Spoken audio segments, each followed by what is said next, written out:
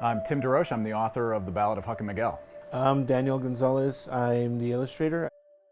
I really wanted this book to be illustrated, and I wanted someone who understands the city of LA. And when I saw Daniel's work, I knew immediately he was the right person. I grew up next to the river. I grew up in Boyle Heights. For me, in my head, I could always transport myself to those feelings of awe. When I was a kid, it was always special when we went across the bridge, across the river to downtown LA. Because that meant we would go to Alvera Street after my parents did an errand, or we were going to someplace different that wasn't my neighborhood.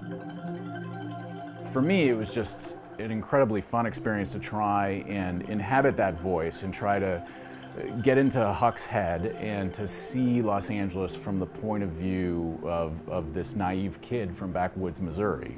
He mangles the English language, but he mangles it in a very endearing way. My wife and I were out doing a kayak trip down the river. There are birds hiding in the bushes, there are swallows flying overhead. It's a wilder place than you would think from just driving over it on the freeway. I started to think about the idea of the river as this place where you could have an adventure. I started to imagine, okay, what would it be like if Huck Finn were alive today and he were traveling down the river? Daniel captures something about modern-day Los Angeles, but he captures that within this art. It's a tradition going back hundreds and hundreds of years. And so bringing this old technology of printmaking and showing scenes of modern-day Los Angeles seemed to be appropriate for a Huck Finn in LA story.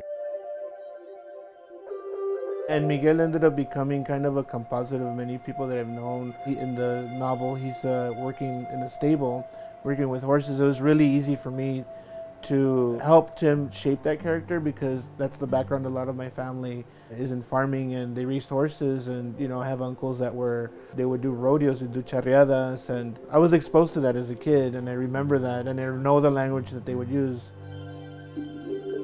When I think about Miguel, I think of a man who's he's a hard worker, he's trying to make a better life for himself. I wasn't interested in telling a political story about immigration, right? What I'm interested in as a storyteller is where is there drama, right? And where can we learn something about the human experience?